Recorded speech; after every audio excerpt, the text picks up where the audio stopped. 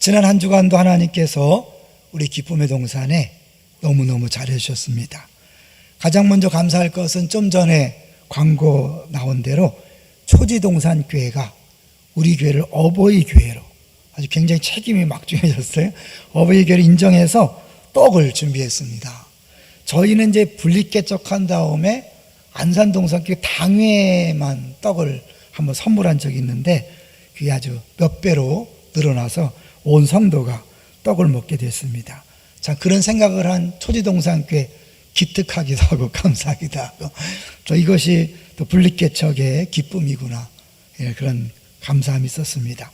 우리 초지동산교회 모든 식구들에게 감사를 드립니다. 두 번째는 어르신들 선물을 드렸는데요, 효도관광을 가지 못하기 때문에 그 효도관광 대신에 선물을 준비했다 그래요. 그래서 5월 8일 전에 다 나눠드리려고 막 최선을 다해서 섬겨주신 분들이 있어서 나눠드릴 수 있었습니다. 혹시 행정적인 착오로 나눠드리지 못한 분이 있다면 혼자 마음 아파하지 마시고 사무실로 바로 연락하세요. 우리가 준비되어 있습니다. 우리가 사람은 하는 일이라서 실수가 있을 수 있으니까요, 특별히 이렇게 어르신들을 위한 섬김에 빠져서 속상하지 않도록 해주시고요. 여러분 그 꽃 자기가 다 다르시기 바랍니다. 코로나19 때문에 달아드리지 못해서 죄송한데요, 각자 꼭 다르셔서 셀프 축하를 해주시기 바랍니다. 이제 세 번째로는 개인적이면서도 같이 기도 부탁을 할 텐데요, 저희 둘째 손주가 태어났어요. 5월 5일 날 우리 결혼 32주년인데 우리 뭐 결혼 기념일은 지키지 못하고 손자 태어나는 걸 보고 또 기도하느라고 지냈습니다. 태어나자마자 고대병원에 입원했습니다. 그래서 내일 태어나는데 예정일보다 늦게 태어나면 호흡이 어렵다네요. 그래서 이제 태어나자마자 병원에 가서 입원했는데 이제 기도할 때는 그냥 회복돼서 그냥 곧바로 집으로 왔으면 좋겠다 기도했는데 또 막상 입원하니까 그럼에도 불구하고 감사가 되더라고요. 또 그 뜻이 있겠다. 여러분이 한마디씩 꼭 기도해 주십시오. 아마 기도받고 태어나려고 그런 것 같아요. 기도해 주시고, 더불어서 이 코로나19 백신 때문에 어려움을 당하는 분들이 있습니다. 우리 장례도 치르고 그랬는데요, 아무래도 이 백신에 가끔 부작용이 있는 분들이 있으니까 위에서 좀 많이 기도해 주셔서 잘 이겨낼 수 있도록 해주시면 감사하겠습니다. 자, 이제 오늘 제목을 같이 보겠습니다. 오늘 제목이 뭡니까? 죄로 무너진 너에게. 죄로 무너진 너에게 기분 나쁠 수 있어요. 네, 너에게 시리즈를 준비했어요. 다음 주에는 밖에서 울고 있는 너에게, 그 다음 주에는 세상 가운데 있는 너에게. 이 레위기를 너무 딱딱하게 생각할 수 있기 때문에 가능한 한 부드럽게, 그리고 이 레위기 말씀은 구약 이스라엘 백성들을 위한 것이 아니라 오늘날 우리에게 주어지는 말씀이다 라는 것들을 강조하기 위해서 너에게 시리즈입니다. 근데 기분 나쁘게 왜 너에게냐? 제가 하는 게 아니라 하나님이 우리 각자에게 친근하게 말씀하신다 생각하시고 들으셨으면 좋겠습니다. 레위기는 진짜 어렵긴 어려워요. 그래서 어떤 제 학생이 연구하다가 유머로 그렇게 말했다고 하지 않아요? 레위기를 연구하다가 내 위기를 만났다. 이거 알아들어요. 굉장히 수준이. 내 위기를 만났다. 그만큼 어렵죠. 그렇지만 성경 중에 가장 중요한 책입니다. 그래서 유대인들은 5살이 되면 가장 먼저 레위기를 가르친대요. 창세기를 먼저 가르치는 게 아니라 레위기를 먼저 가르친다는 거예요. 왜냐하면 성경 전체의 핵심이 레위기이기 때문에. 그리고 우리는 뭐냐? 사실 신약의 모든 그 예수님의 십자가, 부활, 성찬식, 죄사함, 이런 모든 것들을 보여주는 시청각 교재라고 할 수 있는 게 바로 레위기예요. 그래서 레위기를 잘 이해하면 우리가 그냥 단어로만 알고 있었던 개념들이 굉장히 명확하게 풍성하게 다가오는 걸 볼 수 있어요. 한마디로 말하면 레위기는 뭐예요? 거룩에 관한 책이거든요. 근데 왜 거룩이 중요할까요? 우리가 이제 하나님이 이스라엘 백성을 애굽에서 건져내서 언약을 맺은 것을 결혼에 비유했습니다. 기억나시죠? 그리고 그러면 성막은 뭐예요? 신혼 살림집이다. 그런데 이스라엘 백성이 신혼 살림집을 꾸미기 전에 벌써 뭐예요? 금송아지 만들어서 바람을 폈잖아요. 그렇기 때문에 하나님께서 이제 분노하시고 나 너희들하고 같이 안 갈 거다. 왜냐하면 하나님이 거룩하시기 때문에 거룩한 하나님과 결혼 생활을 하기 위해서는 우리들이 거룩해야 돼요. 만약 거룩하지 않으면 우리를 죽이든지 버리든지 둘 중에 하나야 되거든요. 보통 남녀가 사랑해서 만나도 결혼 생활이 쉬워요, 어려워요? 어려워요. 왜냐하면 서로 다른 사람이 만나서 사는 게 어렵잖아요. 거룩하신 하나님과 죄인이 함께 동행하는 게 쉬울까요, 어려울까요? 어렵죠. 그래서 하나님이 난 너희들과 함께 하고 싶다. 너희들과 동행하고 싶고 너희들에게 복 주고 너희들을 지켜주고 싶다. 그런데 그냥은 안 되고 너희들이 거룩해져야 한다. 그래서 레위기를 주신 거거든요. 그러니까 굉장히 우리한테 중요한 책이죠. 자, 이제 그래서 오늘 본문을 한번 먼저 보겠습니다. 레위기 할 얘기가 많지만 우리가 3주 동안 아주 핵심적인 부분만 같이 볼 텐데요. 먼저 27절을 보십시오. 27절 시작. 만일 평민의 한 사람이 여호와의 계명 중 하나라도 부지 중에 범하여 허물이 있었는데, 부지 중에 알지 못하는 사이에 모르고 죄를 졌어요. 모르고 죄를 지면 죄일까요, 아닐까요? 죄죠. 내가 몰랐어도 죄는 죄예요. 그 죄의 결과가 굉장히 심각해요. 나중에도 말씀드리겠지만 나와 하나님 관계를 깨트릴 뿐만 아니라 공동체인 그 당시인 성전, 오늘날 말하면 교회에 심각한 오염을 발생시켜요. 성전이 더러워지면 성전에 하나님이 거하실 수 없어요. 우리 교회에 죄로 인하여 오염되면 우리는 모이지만 하나님이 안 계시면 아무 소용이 없는 거죠. 어마어마한 결과를 초래하는데 우리가 모르고 지을 수 있다는 거예요.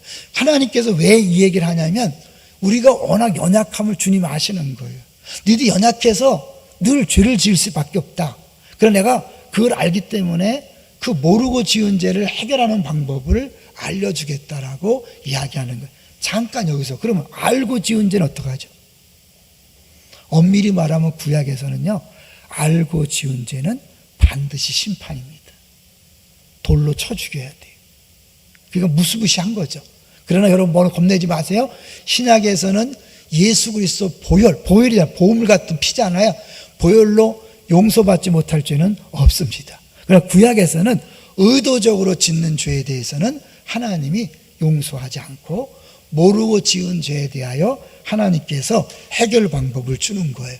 모르고 죄를 졌는데 28절 보겠습니다. 28절 시작. 그가 범한 죄를 누가 그에게 깨우쳐 주면 그는 흠없는 암염소를 끌고 와서 그 범한 죄로 말미암아 그것을 예물로 삼아 이제 제사를 드리라, 그런 거죠. 여기서요, 우리가 이제 모르고 짓는 죄가 어떤 것이 있을까 한 예를 들어보려고 그래요. SNS상에서 돌아다니는 이야기를 우리 두 간사님에게 부탁해서 우리 박 간사님과 오 간사님이 특별 배우를 섭외해갖고 재미난 내용을 준비해 봤어요. 한번 보여주세요.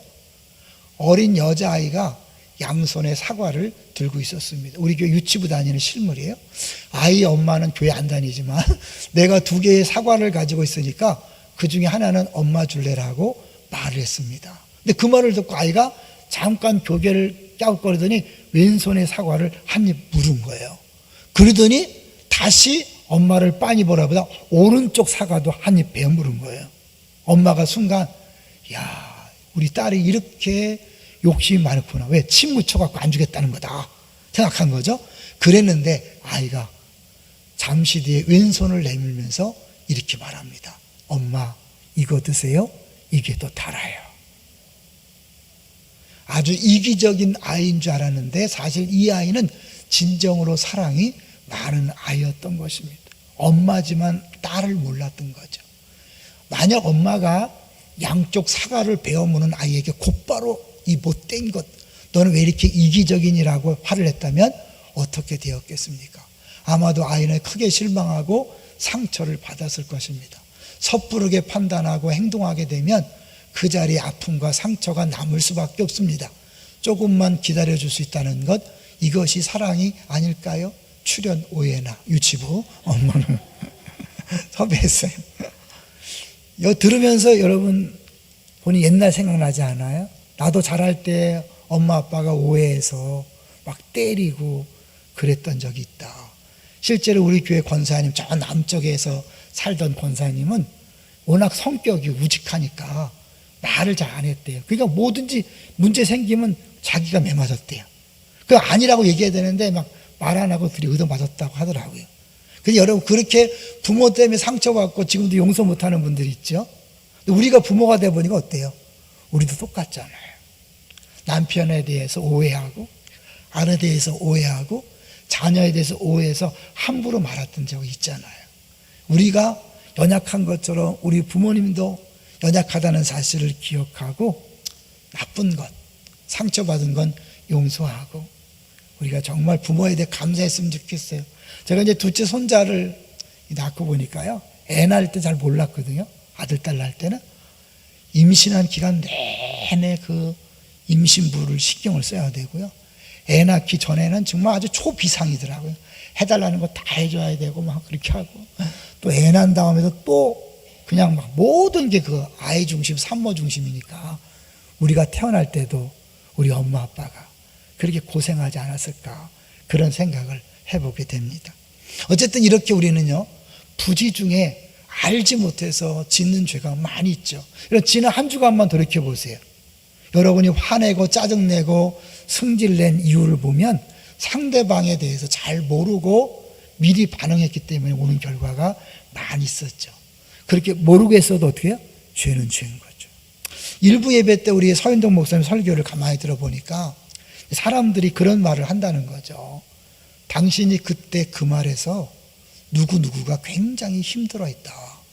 본인은 전혀 의식하지 않고 말했는데 그것 때문에 상처받고 며칠 몇 날을 밤새도록 잠 못 자는 사람이 있었다. 누구 잘못일까요? 물론 양쪽이 다 있겠지만 그렇게 조심성 없이 말했다는 것, 그 사람이 분명히 죄죠. 근데요, 이 죄라는 게 단순히 이렇게 작은 죄만은 아닌 것 같아요. 우리도 모르게 큰 죄를 지면서도 모를 수 있어요. 대표적인 게 누구예요? 다윗이에요. 다윗은 자기 충성스러운 신하의 아내를 빼앗았죠. 그리고 그걸 죄를 숨기기 위해서 그 충성스러운 신하를 고의로 죽게 했어요. 그리고 그 밧세바를 맞아들인 다음에도 뻔뻔하게 살고 있으니까 하나님이 나단을 보냈죠. 쭉 이 이야기를 쭉 들려주니까 다윗이 분노하는 거예요. 그런 나쁜 놈이 있느냐? 그놈은 당장 죽여라. 자객인지 모르고 당장 죽여라. 그리고 4배를 갚아주게 하라. 나단이 어떻게 했어요? 바로 당신이 그 사람이다. 그 엄청난 죄를 지으면서도 다른 사람에 대해 흥분하면 자기는 죄인지 모르는 거죠. 잘 생각하세요. 여러분이 누군가에 대해서 막 입에 거품을 물고 소리치고 화내는 경우 대부분이 당신 자신일 경우 있어요. 내가 똑같은 죄를 짓는 사람은요, 다른 사람에 더 화를 냅니다. 왜냐하면 투영이 되거든요. 투사가 되거든요. 사실 그런 죄를 안 짓는 사람은 다른 사람의 죄가 그렇게 크게 안 느껴지는데 자기가 그런 동일한 죄를 짓고 있을 때 유난히 흥분하고 유난히 소리치고 난리치는 경우가 많이 있어요. 다윗이 그것을 보여주는 거죠. 그런데 중요한 것은 뭐냐면요, 다윗이 당신이 그 사람이다 그랬을 때 어떻게 해요? 변명하고 이놈이 나단을 죽인 게 아니라 바로 하나님, 내가 잘못했습니다. 근데 나단이 하나님께 뭐 제사를 드린 것도 아니고 하나님 물어보지도 않고 어떻게 해요? 하나님도 당신의 죄를 용서했습니다. 이건 뭐냐면 하나님 우리를 죄를 깨닫게 하는 그 순간 이미 뭐예요? 용서를 작정하시고 계획하셨다는 거예요. 여러분이 설교를 듣다가 가장 큰 은혜가 뭔지 아세요? 귀에 예화가 들리는 게 은혜가 아니에요. 죄를 깨닫는 게 최고의 은혜인 줄로 믿습니다. 그 죄를 깨닫는 순간 하나님 뭐예요? 나를 회복시키시려고 작정하신 거예요. 오늘 제목이 죄로 무너진 너에게. 이 죄는 우리의 마음을 무너뜨립니다. 우리 가정을 무너뜨리고 우리 사업과 모든 관계를 무너뜨려서 이제 어떻게 해야 되지? 힘을 잃어버리게 만드는 경우가 있어요. 죄의 무서움이에요. 자, 그런데 이 죄를 졌을 때 하나님께서 죄를 해결하는 방법이 너무 재밌고 놀라워요. 한번 보겠습니다. 29절에 그 속죄 제물의 머리에 안수하고 그 제물을 번제물을 잡는 곳에서 잡을 것이 했는데 뭘 잡으라 그랬어요? 흠없는 암염소예요. 근데 4장 2절에 보면 기름 부음 받은 제사장이 죄를 졌을 때는 숫송아지를 드리래요. 여기서 잠깐 이 죄를 짓지만 똑같이 하나님이 취급하지 않고 리더가 죄를 지었을 때 더 큰 재물을 원하셔요. 한번 보여주세요. 1번을 보여주세요. 1번. 1번 보시면 신분이 있죠. 대제사장과 회중이 동격이에요. 대제사장이 죄를 졌을 때 회중 전체가 죄를 진 것과 하나님은 똑같다고 생각해요. 그 제가 말씀을 준비하면서 개인적으로 많이 죄송하면서 감사했어요. 이 제가 대제사장은 아니에요. 저는 담임 목사로서 책임이 있는 자리이기 때문에 제가 죄를 지면 하나님이 더 큰 책임을 물으시는 거죠. 꽃이 달라요. 제가 일부러 달라는 게 아닌데 이걸 줘서 난 다 이런 꽃 주는 줄 알았어요.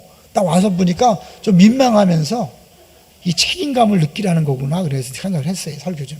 그래서 제가 사실 오늘 설교를 준비하면서 너무 하나님 죄송한 마음이 있어요. 왜?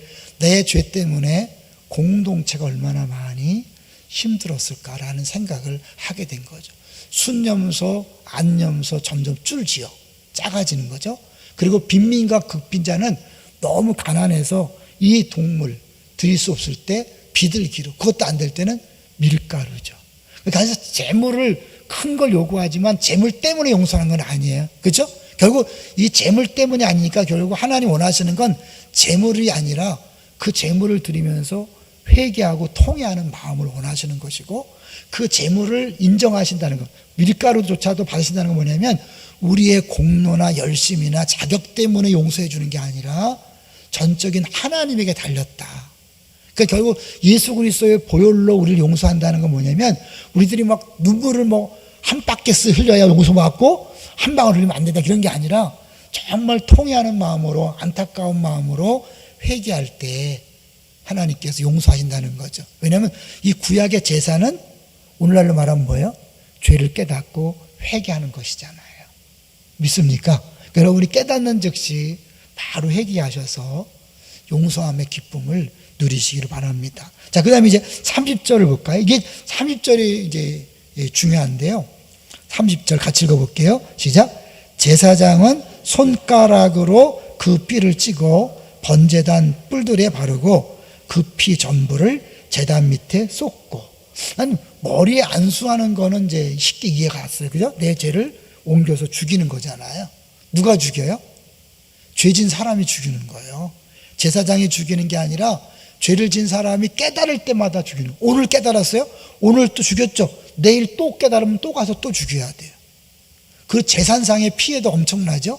그리고 죽일 때마다 그 피냄새, 그 각을 뜨는 수고, 이런 내장을 닦는 수고를 다 하면서 어떻게 해요? 다시는 죄를 짓지 말아야지, 그렇게 하는 거거든요. 근데 더 중요한 건 뭐냐, 피를 왜 제단뿔에 바르고 제단 밑에 쏟을까요? 여기에 굉장한 비밀이 있어요. 그러니까 요거를 같이 한번 잠깐 보도록 하겠습니다. 이거는 결국 우리가 죄를 지면 나와 거리가 떨어져 있는 성전이 오염이 되는 거예요. 그래서 그 피로 성전 오염을 제거하는 거예요. 오늘날 적용하면 내가 죄를 지면 개인의 죄에 끝나는 게 아니라 공동체인, 우리 교회잖아요. 우리가 그리스도의 공동체인 몸으로써 교회인 교회에 오염이 가는 거예요. 여러분, 개인의 죄가 아닙니다. 교회가 심각한 문제가 발생합니다. 왜? 이 교회가 오염되잖아요. 거룩하신 하나님이 임재할 수가 없어요. 우리가 열심히 예배드리고 열심히 모이고 봉사하지만 하나님이 임재하지 않는 교회는 있으나 마나요. 치유도 없고 회복도 없고 공급도 없고 평안도 없는 거죠. 그래, 하나님 임재하시면 예배에 참석할 때마다 치유가 있고 회복이 있고 공급이 있고 마음의 샬롬이 넘치게 될 줄로 믿습니다. 책임감을 가져야셔야 돼요. 개인이 아니에요. 자, 그래서 이거를 같이 한번 볼 텐데요. 우리 6번에서 보세요. 6번.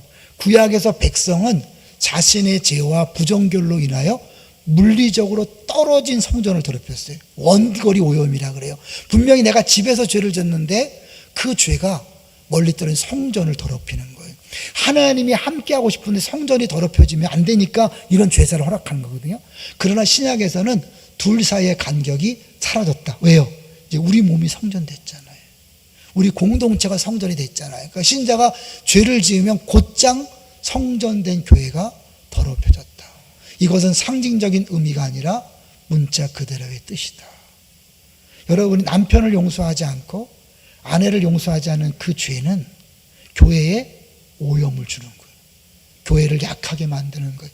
단순히 남편과 아내의 문제가 아니에요. 부모 자녀의 문제가 아니에요. 부모를 지금까지도 용서하지 않고 계속 물면 품고 있으면 그 사람 때문에 우리 교회 공동체는 오염되는 거예요. 참 무시무시한 거죠. 그 다음 하나 더 볼까요? 이제 7번을 보겠습니다. 7번. 죄는 나와 하나님 사이에 지극히 개인적인 문제로만 간주되어 왔는데 성경은 신구약 모두 일관되게 개인의 문제를 넘어 공동체의 차원에서 다루어져야 한다고 증언한다. 내 죄는 성전된 교회를 더럽히고 훼손시킨다. 아무도 모르는 은밀한 죄라도 마찬가지다. 예배가 드리는데 감격이 없어요. 하나님 임재가 없어요. 열심히 찬양하고 열심히 하는데 뭔가 비어있는 것 같고 그걸 느끼죠. 그죠? 예배 왔는데 아무런 감동이 없고 아무런 능력이 안 나타나요. 찬양이 문제가 아니에요. 기도가 문제가 아니라 누군가 남 모르는 죄로 하나님의 교회가 오염됐고 거룩하신 하나님이 임재할 수 없는 거죠. 자, 그래서 이제 하나님께서 우리에게 속죄제를 허락하셨는데 이 속죄란 뜻이 뭔지를 한번 볼게요. 먼저 4번을 먼저 보겠습니다. 4번. 이스라엘은 제사를 통해 하나님과 교제하는 번제, 아침 저녁으로 늘 감사하며 번제를, 그러니까 우리가 기도하고 말씀 이렇게 하는 거죠. 신앙생활 하다가 하나님 백성이라는 정체성을 유지하는 데 실패할 경우, 왜 죄를 짓잖아요. 속죄의 제사를 드림으로써 거룩한 신분을 회복할 수 있었다. 거룩을 회복하기 위한 레위기 제사법의 핵심 기능은 속죄라고 할 수 있다. 죄를 해결하는 거죠. 근데 이게 영어로 표현한 걸 보면 아주 명확해요. 여러분 이제 요거를 좀 어렵지만 볼게요. 속죄를 의미하는 히브리어 키페르는 영어로 어톤먼트. 영어는 잊어버려도 괜찮아요. 15세기경에 이 번역을, 성경을 번역하면서 영어로 새롭게 만든 단어라 그래요. at 플러스 원 플러스 모멘트, 다 잊어버려도 즉 하나됨이에요. 하나됨. 여기에는 하나님과의 화해라는 의미가 담겨 있다. 거꾸로 뭘까요? 죄를 지면 하나님과 원수가 되는 거예요. 하나님과 관계가 끊어지는 거예요. 잘 생각해 보세요. 내가 신앙생활을 열심히 하는 것처럼 보이고 예배 안 빠지고 기도하고 말씀을 읽는데 언제부턴가 기쁨이 사라졌어요. 감사가 사라졌어요. 평안이 사라졌어요. 느끼나요? 무너진 거예요, 여러분. 언제부턴가 부부가 관계가 깨어졌어요. 언제부턴가 부모 자녀 관계가 깨어졌어요. 그리고 자꾸 이웃들과의 관계가 깨어져요. 원인이 뭘까요? 하나님과의 관계가 깨어졌기 때문에 가까운 이웃과의 관계가 깨어진, 이 두 관계는 절대 분리될 수 없어요. 하나님 관계에 문제가 생기면 반드시 부부 간에, 부모 자식 간에, 이웃 간의 관계에 문제가 생기는, 아 요새 내 주변의 인간들이 나를 힘들게 한다. 주변의 인간들이 아니에요. 당신이에요. 그래서 어떻게 해요? 내가 하나님과의 관계 속에서 숨겨진 죄가 무엇인지를 깨닫게 해달라고 기도할 필요가 있어요. 이걸 대표적으로 보여주는 게 야곱과 에서잖아요. 야곱이 에서를 두려워했어요. 약복강에서 하나님을 만나 분이엘을 경험했을 때 에서의 얼굴이 하나님 얼굴로 변했어요. 야곱과 에서의 문제가 아니라 야곱과 하나님과의 문제가 에서와의 관계로 나타났을 뿐이에요. 여러분 코로나19 때문에 우리가 힘들어요. 그런데 돈 때문에 힘든 게 아니에요. 건강 때문에 힘든 게 아니에요. 여러분 안에 숨겨진 죄의 문제 때문에 힘들어진 거예요.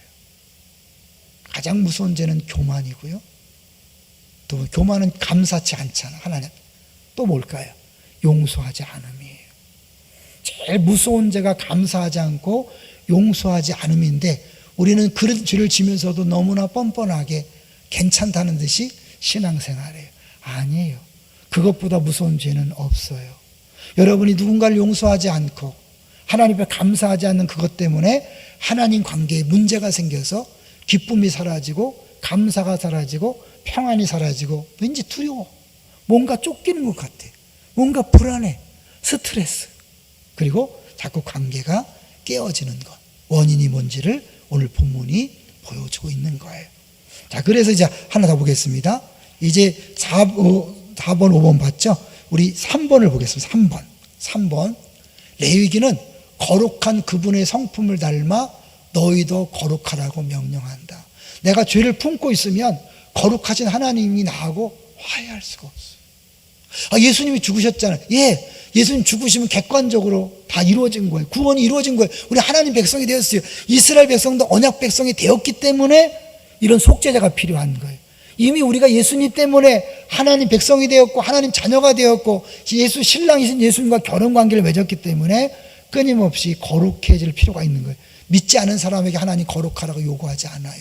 이는 세상과 구별된 삶의 방식과 가치관 그리고 사회 질서에 따라 살라는 주문이다. 하나님께서 이스라엘로 하여금 하나님 율법에 맞게 흠없이 완전한 백성으로 살 수 있도록 마련해 주신 장치가 바로 제의 시스템이다. 제사 시스템. 지금 바로 회개죠. 이미 십자가요 모든 죄를 다 용서했어요. 구약에는 의도적인 죄, 부모를 공경하지 않은 죄는 돌로 쳐 죽였어요. 24장에 보면 하나님 이름을 저주한 사람 돌로 쳐 죽였어요. 레위의 두 아들 죽었어요. 왜 레위의 법점처럼 보이지만 죽음의 이야기가 나오냐면 무서운 거예요. 왜? 하나님 거룩하시기 때문에 같이 죽이든지 버리든지 해야 되는데 그럴 수 없잖아요. 죽일 수도 없고 버릴 수 없기 때문에 하나님 우리에게 제사라는 구약을 폈고 우리는 뭐예요? 보혈을 믿고 회개하는 것을 말씀하는 거예요. 생각나는 대로 여러분 빨리빨리 고백하시고 회개하십시오. 그 순간 완전히 자유해집니다. 자유해진다는 게 뭐냐면 마음에 평안이 오는 거예요. 여러분 마음에 시원함이 있는 거예요. 안식이 있는 거예요. 여러분 왜 그렇게 무거운 짐이 있을까요? 왜 직장 생활하는데 그렇게 힘이 들까요? 왜 사업하는데 늘 불안할까요? 자녀를 볼 때마다 왜 두려움이 있을까요? 하나님과의 관계가 문제 있기 때문에 그것이 그런 두려움으로 때로는 부끄러움으로 열등감으로 교만함으로 찾아오는 거예요. 지난주에 말씀드렸죠? 그 모든 두려움과 압박감에서 벗어나면 신나고 행복하게 살 수 있어요. 그 두려움과 압박감은 하나님 관계의 문제예요. 죄는요 누가 쫓지 않아도 두려움 속에 도망간다고 이야기하잖아요.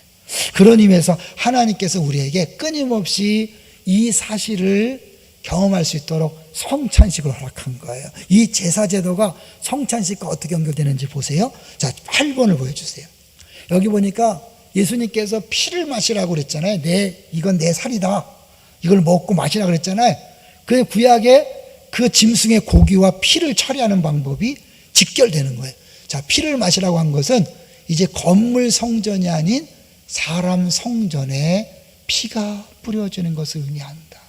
우리 안에 죄로 더러워진 것을 피를 마시면서 깨끗게 하는 거예요. 예수님의 피는 사물의 표면이 아닌 인간의 내면을 씻어낸다. 동시에 내 피를 마시라는 것은 곧 그분의 피가 제자들에게 뿌려짐으로써 예수님과 백성이 연결되고 하나가 된다는 의미이다.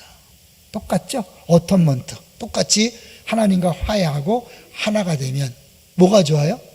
그분이 다 책임지는 거예요. 내 인생을 다 책임지는 거예요. 둘이 멍에를 메고 가지만 누가 힘을 쓴다고요? 어미 소가 힘을 다 쓰고 새끼 소는 뭐예요? 그냥 붙어서 가는 거예요. 예수님 나의 멍에를 메고 내게 배우라. 예수님과 함께 동행할 때 내가 힘쓰는 게 아니에요. 그분이 다 힘쓰고 내게 와서 쉬어라. 우리는 그냥 쉬면서 누리면서 신나게 하는 거예요. 그러면 9번을 보여주세요. 9번. 예수님의 유월절 만찬은 두 가지의 동시적 성침을 기억해 한다. 예수님의 유월절 양, 아죠? 보라 세상 죄를 짓고 가는 하나님 어린 양이라고 했잖아요. 자신이 곧 흘릴 피를 기념하는 예식과 동시에 구약의 신해산 언약을 갱신하는 새 언약의 체결했다. 모세가요 언약을 맺은 다음에 족장들이 올라가서 함께 하나님 앞에서 먹고 마셨어요. 왜? 잔치를 누리는 거예요. 우리 특세 때 얘기했죠. 성찬식은 슬픔의 잔치가 아니라 슬픔의 현장이 아니라 우리의 죄가 다 깨끗해졌고 하나님과 화목하게 되어서 잔치를 경험하는 거라고 그랬어요. 다시 말해 그분의 죽음은 유월절 양의 죽음과 신의 산을 배경으로 한 짐승 희생의 통합적 성취였다. 매일 성찬식은 못하지만 뭐예요 여러분? 그냥 밥 먹고 물 마실 때마다 기억하세요. 유사 성찬식으로 인정하시고 하나님이 내 죄를 위하여 피를 흘리셨고 내가 보혈의 피를 마신다. 물을 마시면서 그렇게 생각하세요. 그리고 고기를, 음식을 먹으면서 예수님이 예수님의 살을 내가 먹는 것이다. 이 먹는 게 왜 중요한가? 오늘 본문을 다시 보면요. 31절을 보세요. 31절에 그 모든 기름을 화목제물에 기름을 떼어내는 것 같이 떼어내 제단 위에서 불살라 여호와께 향기롭게 할지니 제사장이 그를 위하여 속죄한즉 그가 사함을 받으리라. 마지막에 제사장이 모든 제사의 행위를 끝내야 되는데 어떤 때는 고기를 먹으라 그러고 어떤 때는 먹지 말라 그래요. 심각한 죄여서 안에 더 심각한 오염이 있을 때는 고기를 다 태워버려요. 그래서 덜 심각할 죄일 때는 제사장이 먹으면서 마지막 마무리하는 거예요. 그래서 우리 2번을 보여주세요. 이제 좀 어렵지만 쉽게 이제 이 죄를 어떻게 해결하는지 볼 거예요. 안수를 통해 죄가 짐승에 전가되는 거예요. 이렇게 죄가 넘어가는 거죠. 알지? 쉽죠 이거? 피를 제단과 양단에 뿌리거나 바른다. 오염된 성소를 제거하는 거죠. 그래서 3번이 그거예요. 그 다음에 이것이 이렇게 피를 바를 때요, 신기하게 이 제단에 오염된 그 죄가 고기로 가는 거예요. 고기로. 하나님 방법이 그거예요. 고기로 가서 그 고기를 태우든지 그걸 먹음으로 말미암아 그 부정결이 깨끗이 해결되는 거예요. 먹든지 먹어서 없애든지 태워서 가든지. 우리는 예수님의 살을 먹으면서 뭐예요? 모든 제사행위가 끝나는 거예요. 확실하게 죄사함을 확인하는 거예요. 할렐루야. 그 표가 그거예요. 죄의 고백과 함께 짐승으로 전가됐잖아요. 그래서 고기 놔두고 피를 제단에 바를 때 그 성소가 깨끗해지면서 성소의 더러움이 그 고기로 오는 거예요.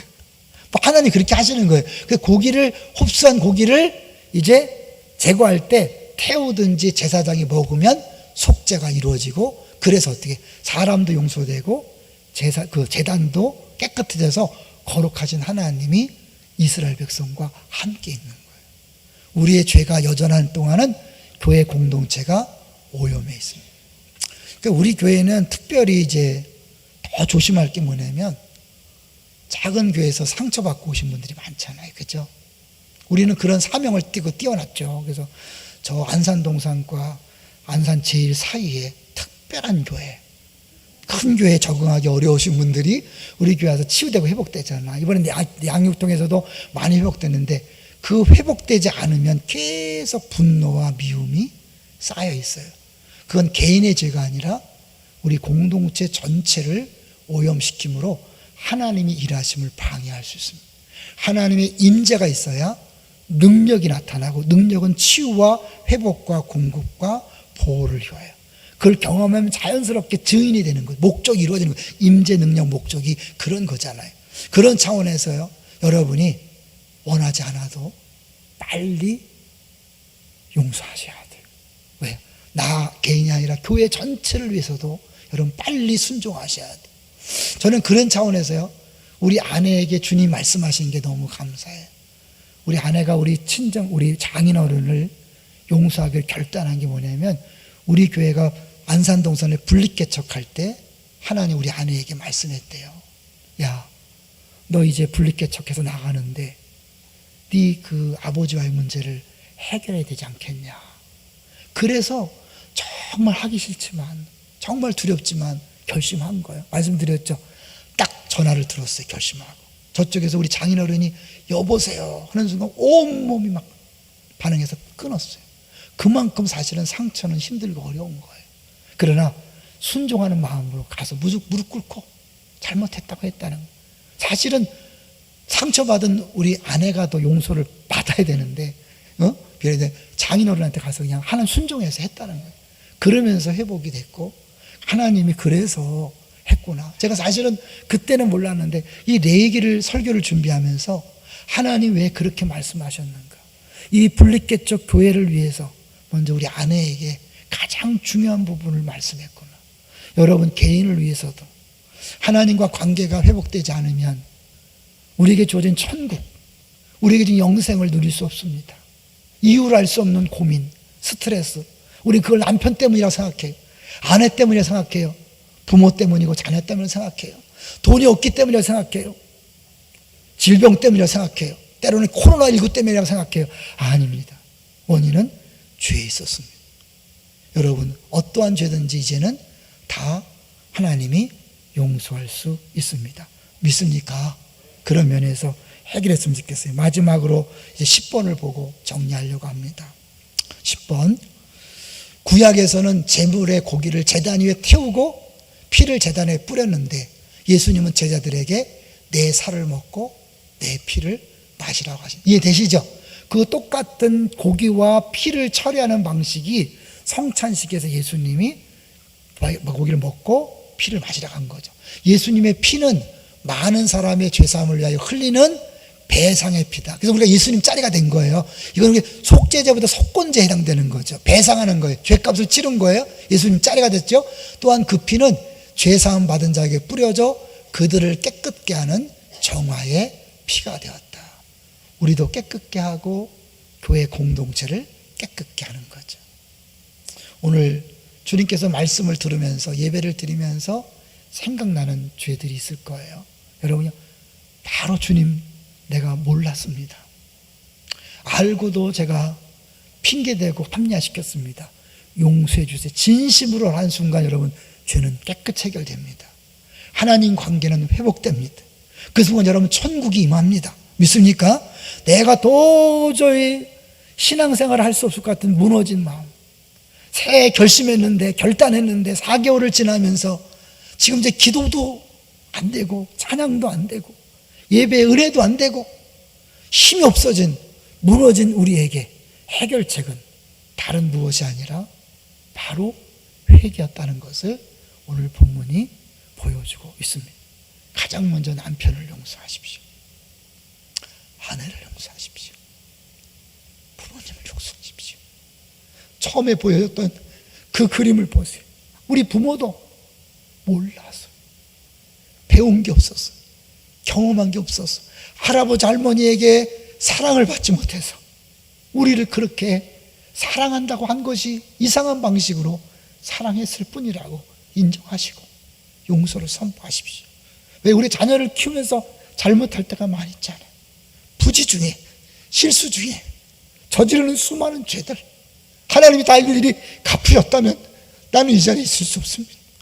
처음에 고백했던 것처럼 말씀을 준비하면서 제가 많이 부담이 있어요. 주 앞에 너무 큰 죄인인데 하나님이 그 죄대로 갚으셨다면 나는 벌써 끝났을 것이다. 어쩌면 죄가 까발려져서 완전히 목회를 못할 수도 있을 것이고, 그리고 하나님께서 은혜를 주지 아니함으로 설교할 수 없고 사역할 수 없게 하셨을 거예요. 성도님들을 위해서, 교회를 위해서 용서하시고 이 자리에 세우셨고 은혜를 부어주셔서 설교할 수 있다는 것, 목회할 수 있다는 것 정말 감사했습니다. 마찬가지입니다. 여러분이 특별히 리더라고 생각하신다면, 부모라고 생각한다면 자녀보다 더 큰 죄의 책임이 있습니다. 리더에겐 더 큰 책임이 있습니다. 더 빨리 회개하셔서 본인도 회복되고 가정도 회복되고 우리 교회도 회복되는 그런 놀라운 은혜의 역사가 우리 모두에게 경험되어지기를 주의 이름으로 축원합니다.